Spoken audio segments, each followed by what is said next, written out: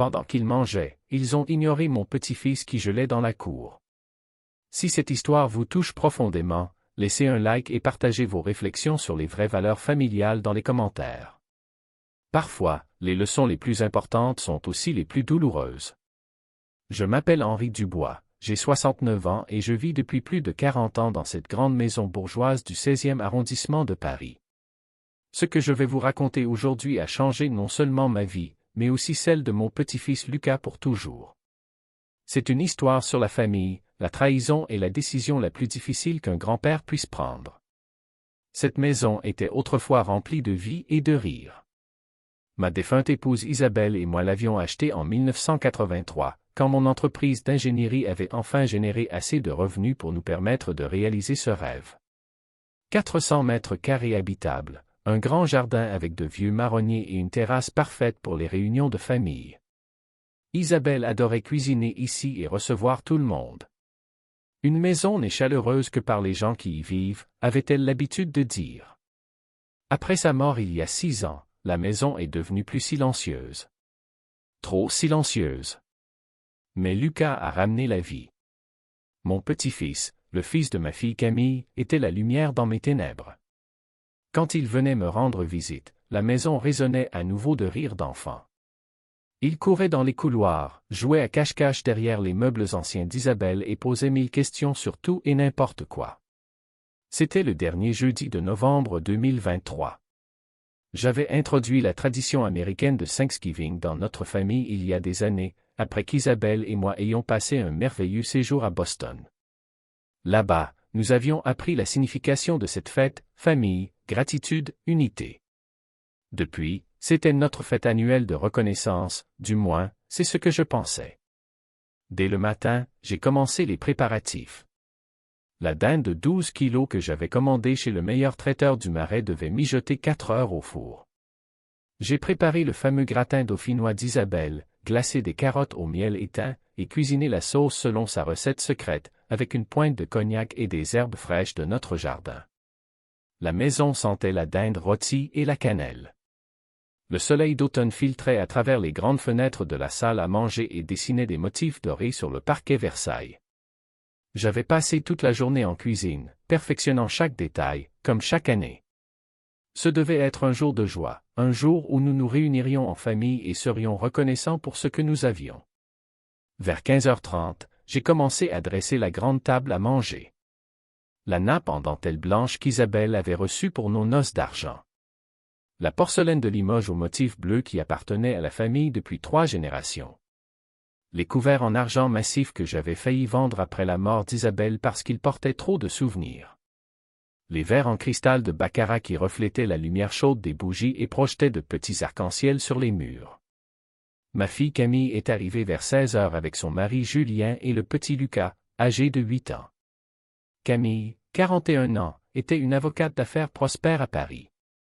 Elle portait un manteau en cachemire coûteux et des escarpins loup-boutin qui claquaient sur le parquet. Julien, 44 ans, travaillait comme consultant financier et conduisait une nouvelle Audi Q7 qu'il avait fièrement garée devant ma maison. Lucas a immédiatement couru vers moi et m'a serré fort dans ses bras. Grand-père Henri. Ça sent si bon ici. Ses yeux brillaient, et pendant un moment, tout était parfait. Il portait ses plus beaux vêtements, une chemise blanche et un pantalon bleu marine. Camille lui avait soigneusement peigné les cheveux, et il ressemblait à un petit gentleman. Mon fils Alexandre est arrivé 1 heure plus tard avec sa femme Sophie. Alexandre, 38 ans, était ingénieur chez Airbus et vivait avec Sophie dans une villa moderne à Neuilly-sur-Seine. Il n'avait pas d'enfants, la carrière passe avant tout, comme Sophie le disait toujours. Ils ont apporté une bouteille de Dom Pérignon qui coûtait plus que ce que certaines personnes gagnent en un mois. La table à manger était dressée comme dans un restaurant étoilé. J'avais même sorti les meilleurs chandeliers d'Isabelle, habituellement réservés à Noël. La dinde trônait dorée au centre, entourée du gratin dauphinois, des carottes glacées et de la sauce maison. J'avais aussi ouvert un Bordeaux 2015 que je gardais depuis des années pour une occasion spéciale. Nous nous sommes tous rassemblés dans le salon pendant que je faisais les derniers préparatifs. J'entendais les conversations familières, le tintement des verres avec le Bordeaux coûteux. Camille parlait de sa dernière affaire juridique, un contrat immobilier de 5,2 millions d'euros dans le 8e arrondissement. Julien se vantait de ses gains en investissement. Alexandre et Sophie discutaient de leur rénovation prévue, marbre italien dans la salle de bain, nouvelle cuisine Bulto. Des rires résonnaient dans la maison, mais c'était un rire différent d'autrefois. Plus froid. Plus superficiel. Il n'était question que d'argent, de statut, de possession. Personne ne demandait comment j'allais. Personne ne mentionnait Isabelle, bien que sa photo trône en évidence sur la cheminée. C'était comme si elle n'avait jamais existé. Quand j'ai appelé pour le dîner, j'ai immédiatement remarqué qu'il manquait quelqu'un. Lucas était introuvable. « Où est Lucas ?» ai-je demandé en regardant entre Camille et Julien. « Il joue dehors », a répondu Camille sèchement, sans me regarder dans les yeux. Elle a pris une grande gorgée de vin et s'est immédiatement retournée vers Alexandre. « Dehors ? Il fait seulement 4 degrés, et il va bientôt faire nuit. » J'ai regardé par la fenêtre. Le ciel était déjà gris, et je pouvais voir ma respiration quand j'expirais. Julien a haussé les épaules et s'est coupé un gros morceau de dinde. Les enfants doivent apprendre à se comporter. Il ne s'est pas comporté convenablement aujourd'hui. Qu'est-ce qu'il a fait? Il était trop bruyant, a dit Camille. Il a perturbé la belle table quand nous sommes arrivés. Nous ne pouvons pas permettre qu'il pense qu'il peut se comporter comme il veut. Quelque chose dans son ton m'a fait tiquer. C'était froid, distant.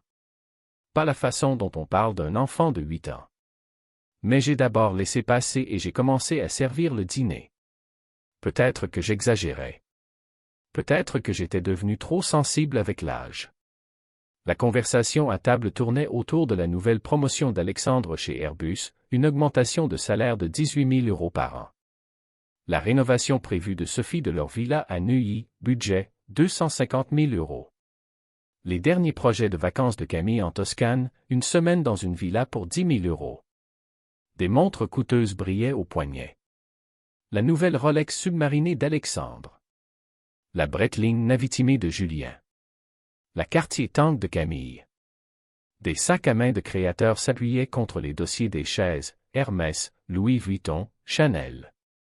Le vin coulait à flots, et les conversations devenaient plus bruyantes et plus superficielles. Après 20 minutes, j'ai demandé à nouveau, ne devrions-nous pas faire entrer Lucas? La nourriture refroidit, et il doit avoir faim. Il viendra quand il aura faim, a murmuré Camille en prenant une grande gorgée de vin. Les enfants doivent apprendre qu'ils ne sont pas le centre du monde. Mais il n'a que 8 ans, ai-je objecté. Julien a posé ses couverts et m'a regardé directement. Henri, avec tout le respect que je vous dois, vous n'avez jamais été particulièrement strict avec vos enfants. Regardez ce qui en est ressorti. L'insulte m'a frappé comme un coup.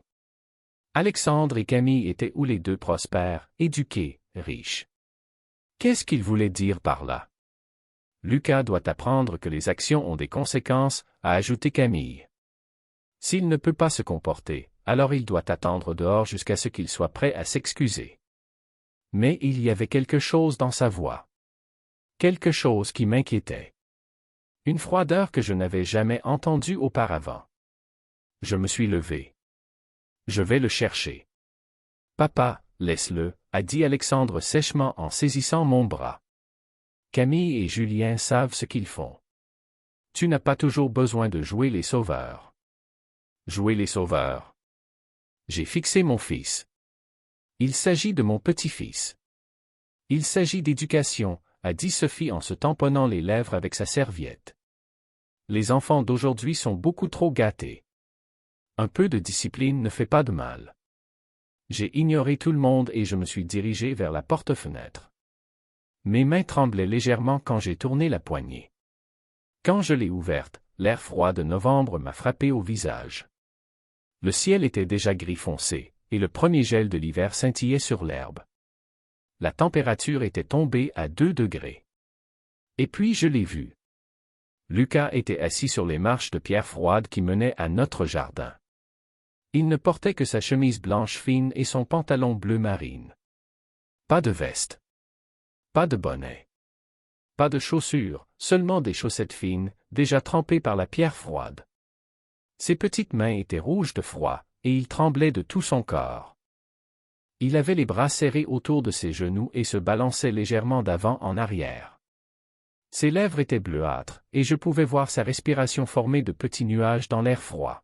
« Lucas » ai-je appelé doucement, ma voix se brisant presque. Il a levé les yeux, et mon cœur s'est brisé en 1000 morceaux. Ses yeux étaient rouges et gonflés, pas seulement à cause du froid. Il avait pleuré. Longtemps et silencieusement. « Grand-père » a-t-il chuchoté d'une voix tremblante. Maman a dit que je ne pouvais pas entrer. J'étais trop bruyant et j'ai gâché la belle table.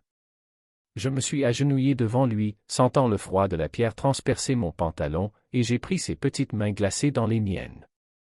Elles étaient si froides que j'ai eu un choc.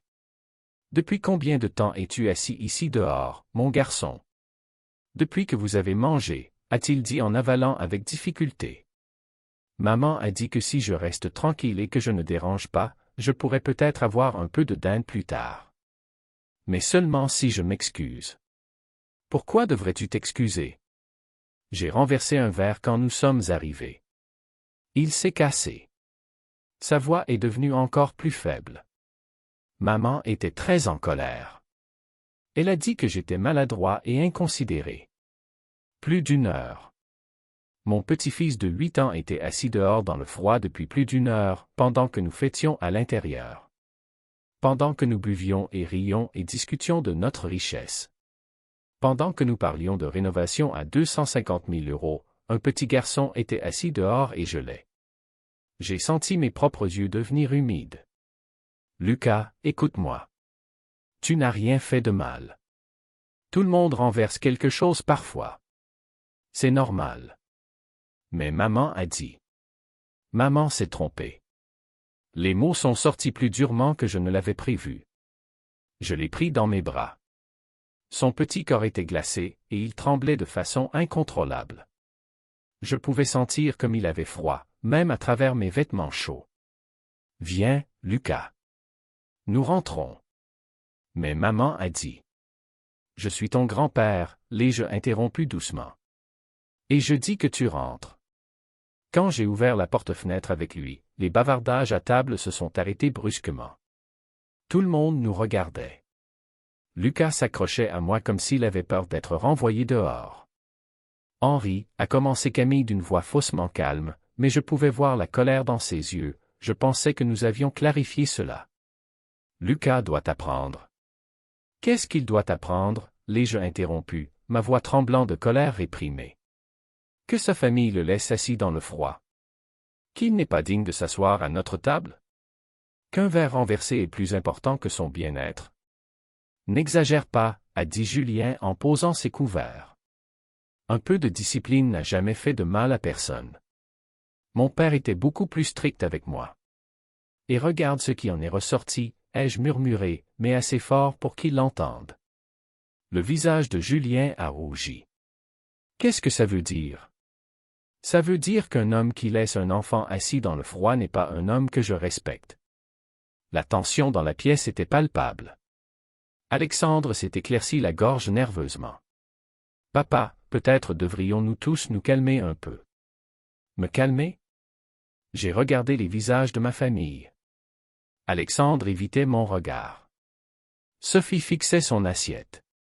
Camille et Julien avaient l'air de penser que j'étais celui qui se comportait de manière inappropriée. Mon petit-fils est assis dehors dans le froid depuis plus d'1 heure, et je devrais me calmer? Il a 8 ans, ai-je dit doucement, serrant Lucas plus fort contre moi. Et il doit apprendre que les actions ont des conséquences, a répliqué Camille froidement. Tu ne comprends pas, papa.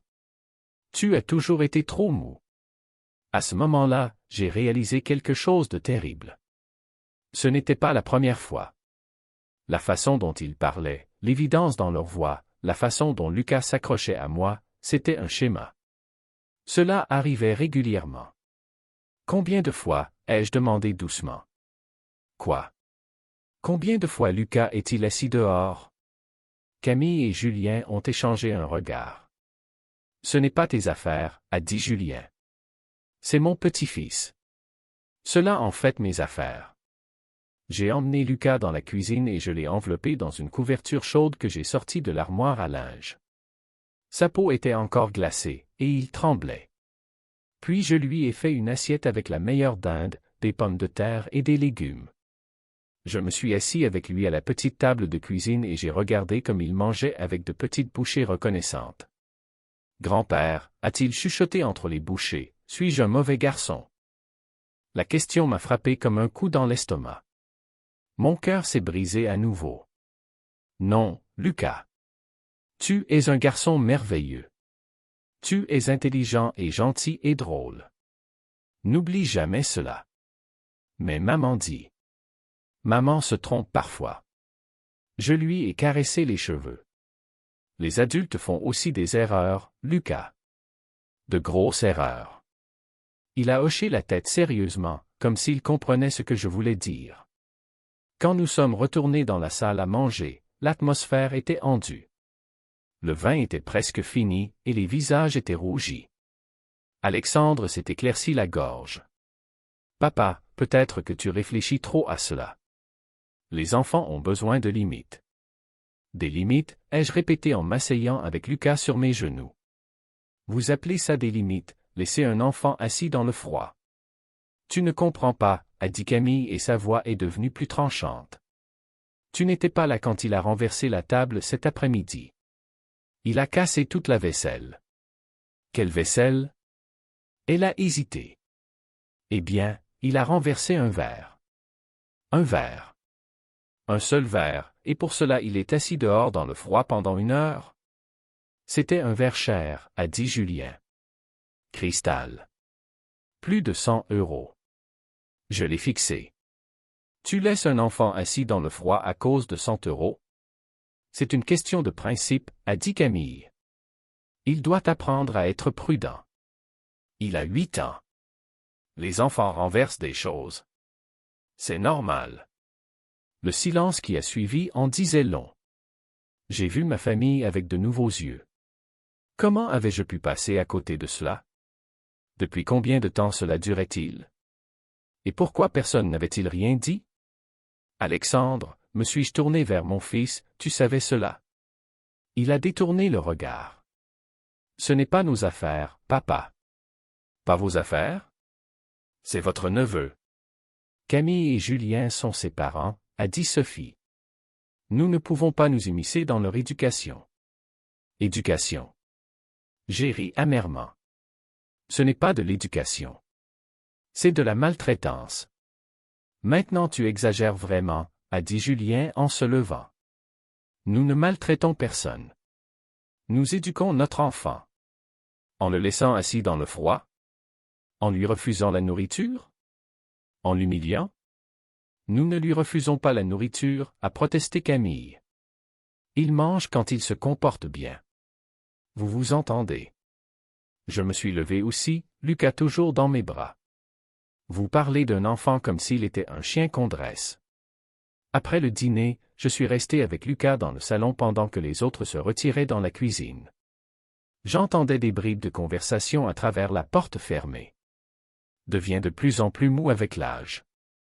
Ne peut pas permettre qu'il gâte Lucas. Devons trouver une solution. Peut-être devrions-nous limiter les visites. Une solution pour quoi? Pour un enfant de 8 ans qui avait besoin d'amour et de chaleur? Pour un grand-père qui voulait protéger son petit-fils? Lucas s'était endormi sur mes genoux, toujours enveloppé dans la couverture chaude. Son visage était paisible, mais je pouvais voir les traces de larmes sur ses joues. Combien de fois avait-il pleuré comme ça? Combien de fois était-il resté assis seul et avait-il eu froid pendant que d'autres fêtaient? Quand tout le monde est parti, je suis resté longtemps assis dans mon fauteuil en cuir à réfléchir. La photo d'Isabelle sur la cheminée semblait me regarder d'un air accusateur. Elle n'aurait jamais permis cela. Elle aurait réveillé la lionne en elle et aurait défendu quiconque aurait regardé Lucas de travers. Que dois-je faire, Isabelle, ai-je chuchoté à la photo. Comment ai-je pu passer à côté de cela? Mais je connaissais déjà la réponse. J'avais passé à côté parce que je ne voulais pas voir. Parce qu'il était plus facile de croire que tout allait bien. Parce que j'avais peur de voir la vérité. Dans les jours qui ont suivi, j'ai appelé plusieurs fois chez Camille pour parler à Lucas. Chaque fois, on me disait qu'il était occupé ou puni. Quand j'ai demandé pourquoi il était puni, j'ai reçu des réponses évasives. Il n'a pas rangé sa chambre. Il a parlé au dîner sans demander. Il a joué trop fort. Il n'a pas fait ses devoirs correctement. Il a pleuré quand nous l'avons corrigé. Toutes des choses normales d'enfant. Toutes des choses pour lesquelles un enfant de 8 ans ne devrait pas être puni. Mais ce qui m'inquiétait le plus, c'était la dernière réponse. Il était puni parce qu'il avait pleuré. Quand j'ai suggéré de le prendre avec moi le week-end, on m'a dit que ce n'était pas approprié. Pourquoi pas, ai-je demandé. Parce que tu le gâtes, a dit Camille. Tu sapes notre autorité. En l'aimant. En lui montrant qu'il n'a pas besoin de suivre les règles. Une semaine plus tard, je suis allé sans prévenir chez eux dans le 15e arrondissement. C'était un matin froid de décembre, et la première neige de l'hiver tombait légèrement sur les rues. Leur maison était un hôtel particulier moderne qu'ils avaient acheté il y a 3 ans pour 1,8 million d'euros. Tout était parfaitement entretenu, stérile, sans aucune trace de vie d'enfant. À travers la fenêtre du salon, j'ai vu Camille et Julien prendre tranquillement leur petit déjeuner. Ils buvaient du café dans des tasses coûteuses et lisaient le journal. Lucas n'était nulle part en vue. J'ai sonné.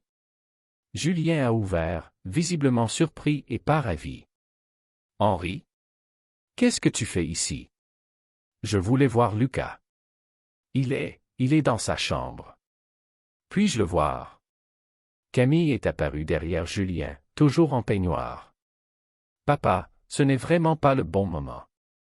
Lucas réfléchit à son comportement. Quel comportement? Il n'a pas fini ses légumes hier soir. Je l'ai fixé. Il est dans sa chambre parce qu'il n'a pas fini ses légumes? Les enfants doivent apprendre qu'ils mangent ce qu'on met sur la table, a dit Julien. Nous ne pouvons pas permettre qu'il devienne difficile. Depuis quand est-il là? Depuis hier soir, a répondu Camille, comme si c'était parfaitement normal. Depuis hier soir? Ça fait plus de 12 heures. Je me suis frayé un chemin entre eux et j'ai monté l'escalier. La maison était froide et impersonnelle. Pas de dessins d'enfants sur les murs, pas de jouets dans les couloirs. Tout était impeccable et sans vie. La chambre de Lucas était la première à droite. J'ai frappé doucement. Lucas. C'est moi, grand-père. La porte s'est entr'ouverte. Le visage de Lucas est apparu, pâle et fatigué. Grand-père. Il s'est jeté dans mes bras, et j'ai senti comme il avait maigri. Sa chambre était austère. Les jouets que je lui avais offerts pour ses anniversaires étaient introuvables. Le lit n'était qu'un matelas avec une couverture fine. Un petit bureau, une chaise, une armoire vide. Cela ressemblait à une cellule de moine. Où sont tes affaires, Lucas? Tes jouets. Maman a dit que je devais les mériter. Les mériter? Comment? En étant sage. En faisant ce qu'elle dit. En ne dérangeant pas. J'entendais des pas dans l'escalier. Camille et Julien montaient. Papa, je pense que tu devrais partir, a dit Camille avec une froideur dans la voix que je n'avais jamais entendue auparavant. Pourquoi Lucas n'a-t-il pas de jouets? Parce qu'il doit apprendre que les privilèges doivent être mérités, a répondu Julien. Des privilèges? Les jouets sont des privilèges? Pour un enfant qui ne peut pas se comporter, oui. À ce moment-là, j'ai pris une décision. Une décision qui allait tout changer. J'ai vu dans les yeux de Lucas la même peur que j'avais vue à Thanksgiving. La peur d'un enfant qui ne sait pas quand viendra la prochaine punition. Lucas, ai-je dit calmement, prends tes vêtements chauds. Tu viens avec grand-père. Ce n'est pas ta décision, a sifflé Julien. Je me suis levé et l'ai regardé droit dans les yeux. J'étais 10 centimètres plus grand que lui et j'avais 4 décennies d'expérience de vie de plus. J'avais construit une entreprise, dirigé des employés, pris des décisions difficiles. Ce consultant financier gâté ne m'intimiderait pas. Si, ai-je dit doucement, mais fermement. C'est le cas. Camille a attrapé mon bras. Tu ne peux pas simplement emmener Lucas. Regarde-moi faire. J'ai aidé Lucas à mettre quelques vêtements dans un petit sac à dos. Tout le temps, Camille et Julien se tenaient dans l'embrasure de la porte et menaçaient avec des avocats et la police. Tu vas avoir des problèmes, a averti Julien. C'est de l'enlèvement d'enfants. Non, ai-je dit calmement. C'est de la protection de l'enfance. Quand nous avons quitté la maison, Camille a crié, tu devras le ramener. C'est notre enfant. Je me suis retourné et l'ai regardé. Cette femme que j'avais élevée. Cette femme qui avait autrefois été ma petite fille. Non, ai-je dit. Vous avez prouvé que vous ne savez pas ce qu'est un enfant. Les jours suivants ont été un tourbillon. Camille et Julien ont effectivement menacé d'action en justice. Des avocats ont été consultés. Mais Lucas est resté avec moi, et je me battrai pour le protéger. J'ai observé comment mon petit-fils s'épanouissait lentement à nouveau. Le premier matin, il s'est réveillé et a demandé prudemment, « Grand-père, puis-je prendre le petit déjeuner ?» La question m'a brisé le cœur. Quel enfant demande la permission de manger? Lucas, ai-je dit en m'agenouillant devant lui, ici chez grand-père, tu peux tout faire. Tu peux manger quand tu as faim. Tu peux jouer. Tu peux rire. Tu peux même faire des erreurs. Ses yeux se sont écarquillés, comme si c'était un concept impossible. Les premières semaines n'ont pas été faciles. Lucas était anxieux, s'excusait pour tout et se cachait quand il pensait avoir fait quelque chose de mal.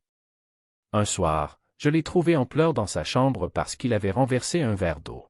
« Je suis désolé, grand-père, sanglotait-il. J'ai été imprudent.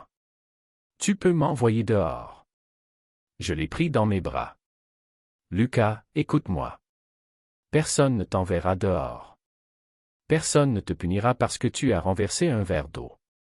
Ce sont des accidents, et les accidents arrivent. Il a fallu des mois avant qu'il comprenne qu'il était en sécurité. » Alexandre a appelé le 3e jour. « Papa, ça va trop loin. » Camille est désespérée. « L'est-elle » ai-je demandé. Ou est-elle en colère parce qu'elle a perdu le contrôle? Tu ne comprends pas. Je comprends plus que tu ne le penses, Alexandre. La question est, pourquoi n'as-tu jamais rien dit? Silence à l'autre bout.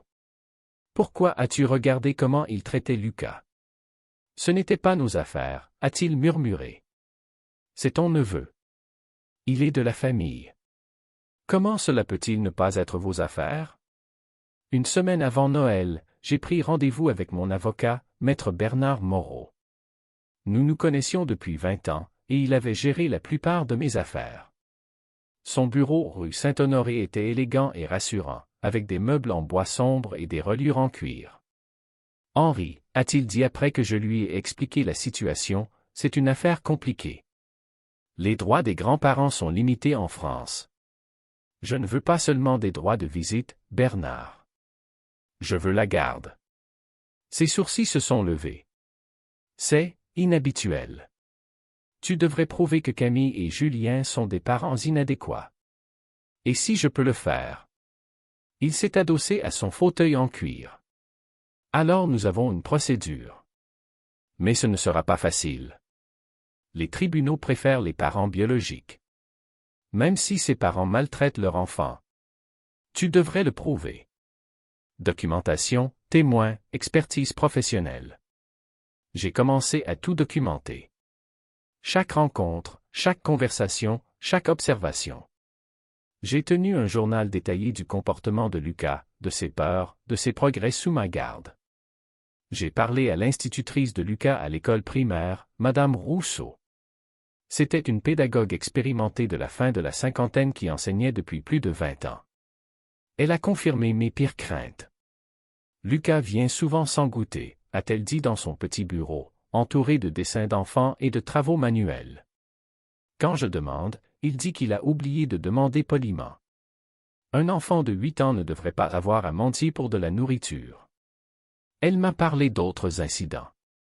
Lucas qui s'excusait quand il posait une question. Lucas qui sursautait quand quelqu'un élevait la voix. Lucas qui ne parlait jamais de chez lui, alors que les autres enfants parlaient constamment de leur famille. J'ai pensé à contacter les services sociaux, a-t-elle avoué. Mais Lucas me suppliait toujours de ne pas le faire. Il avait peur des conséquences. Quelles conséquences? Il disait que sa maman serait très en colère si l'école s'immisçait. Ma détermination s'est renforcée. Ce n'était pas seulement de la négligence. C'était de la maltraitance émotionnelle systématique. Maître Moreau m'a présenté une conseillère familiale, Dr Marie-Claire Durand. C'était une psychologue pour enfants renommée avec plus de 15 ans d'expérience dans les procédures de garde. Elle a mené plusieurs entretiens avec Lucas, doucement, de manière adaptée aux enfants, sans qu'ils sachent que c'était pour une procédure judiciaire. Ses rapports étaient accablants. Lucas montrait tous les signes d'un enfant émotionnellement maltraité. Faible estime de soi, conformité excessive, peur de la punition pour des comportements d'enfants normaux. Monsieur Dubois, a dit le docteur Durand après la dernière séance, Lucas s'épanouit visiblement sous votre garde. L'enfant que j'ai rencontré il y a un mois et l'enfant d'aujourd'hui sont deux personnes complètement différentes. C'était vrai. Lucas riait à nouveau. Il posait des questions. Il jouait. Le plus important, il était redevenu un enfant. La procédure judiciaire a commencé en janvier. Camille et Julien avaient engagé leurs propres avocats, un cabinet coûteux du centre-ville. Ils prétendaient que j'avais enlevé Lucas et que je le montais contre eux. Les premiers jours d'audience ont été difficiles. Camille pleurait devant le tribunal, jouait la mère désespérée. Julien parlait avec éloquence de méthode d'éducation moderne et de discipline nécessaire. Leur avocat me dépeignait comme un vieil homme sénile qui ne comprenait pas la réalité de l'éducation des enfants. Mais les preuves parlaient d'elles-mêmes. Le rapport du docteur Durand, le témoignage de Madame Rousseau, ma documentation détaillée, tout dressait un tableau clair de négligence systématique. Le point tournant est venu quand la juge, Madame Isabelle Moreau, a demandé directement à Camille, « Pouvez-vous m'expliquer pourquoi votre fils a dû rester assis dehors dans le froid pendant plus d'une heure parce qu'il avait renversé un verre ?» La réponse de Camille était révélatrice, « Les enfants doivent apprendre que la négligence a des conséquences. » Laisser un enfant de 8 ans assis dans le froid pendant une heure n'est pas une conséquence appropriée pour un verre renversé. C'est de la maltraitance. Julien a essayé d'intervenir, avec tout le respect que je vous dois, Madame la juge, mais nous croyons à une éducation stricte. Une éducation stricte, a interrompu Madame Moreau, ne signifie pas humilier ou négliger un enfant. Puis est venu le moment décisif. Madame Moreau a fait interroger Lucas en privé. Quand il est revenu, le verdict était déjà rendu. La juge avait vu dans ses yeux ce que j'avais vu, la peur, l'incertitude, mais aussi le nouvel espoir. Le jugement était clair. La garde temporaire de Lucas m'était accordée, avec la possibilité d'une solution permanente si Camille et Julien ne suivaient pas une aide familiale et ne changeaient pas leur comportement. Alexandre et Sophie sont venus me voir après la procédure. Sophie pleurait. Henri, a dit Alexandre doucement, nous savions que quelque chose n'allait pas. Mais nous pensions que ce n'était pas nos affaires. Maintenant vous le savez, ai-je répondu. La question est, que ferez-vous à l'avenir? Camille et Julien ont refusé l'aide familiale. Ils prétendaient que le tribunal s'était trompé et que j'avais monté tout le monde contre eux. Au lieu de cela, ils ont déménagé à Lyon pour prendre un nouveau départ. Ils n'ont jamais revu Lucas. 1 an plus tard, j'ai officiellement adopté Lucas. Il avait maintenant 9 ans et était un enfant complètement différent. Confiant, joyeux, plein de rêves et de projets. Lors de notre deuxième Thanksgiving, cette fois juste nous deux et Alexandre avec Sophie, qui avait appris leur leçon, Lucas était assis à côté de moi en bout de table. Grand-père, a-t-il dit en mangeant son sandwich à la dinde, il préférait les sandwichs au dîner formel, pourquoi es-tu reconnaissant cette année? J'ai regardé dans ses yeux brillants, vu son sourire sain, entendu son rire insouciant. Pour toi, Lucas. Pour le courage de faire ce qui est juste. Et pour avoir appris que la famille n'est pas ce qui coule dans le sang. La famille, c'est ce qui n'abandonne jamais. Il a souri et a pris une grosse bouchée. Je suis reconnaissant d'être autorisé à rester à l'intérieur. Parfois, les mots les plus simples sont les plus profonds. Aujourd'hui, Lucas a 13 ans. Il joue au football, apprend la guitare et rêve de devenir vétérinaire. Il se souvient à peine de l'époque d'avant, et c'est bien ainsi. Camille et Julien vivent toujours à Lyon. J'entends parfois parler d'eux par Alexandre. Ils ne se sont jamais excusés pour leur comportement ou n'ont jamais demandé des nouvelles de Lucas. Parfois, je me demande s'ils comprennent même ce qu'ils ont perdu. Mais ce n'est plus mon problème. Mon problème est de m'assurer que Lucas sait qu'il est aimé. Qu'il a de la valeur. Qu'il ne devra plus jamais s'asseoir dehors dans le froid. La vraie vengeance n'était pas la procédure judiciaire ou la perte de la garde. La vraie vengeance était de montrer à Lucas ce que signifie vraiment la famille. Qu'il mérite d'être aimé. Qu'il ne devra plus jamais mendier pour des besoins de base comme la nourriture, la chaleur ou l'affection. Chaque fois que j'entends Lucas rire, chaque fois qu'il me tend la main avec confiance, chaque fois qu'il dit « grand-père », c'est ma vengeance. Pas contre Camille et Julien, mais pour Lucas. Car à la fin, il ne s'agit pas de faire du mal aux autres. Il s'agit de protéger ceux que nous aimons. Il s'agit de se lever quand les autres détournent le regard. Il s'agit de savoir que la famille signifie « personne ne reste dehors dans le froid ». La maison du 16e arrondissement est aujourd'hui différente.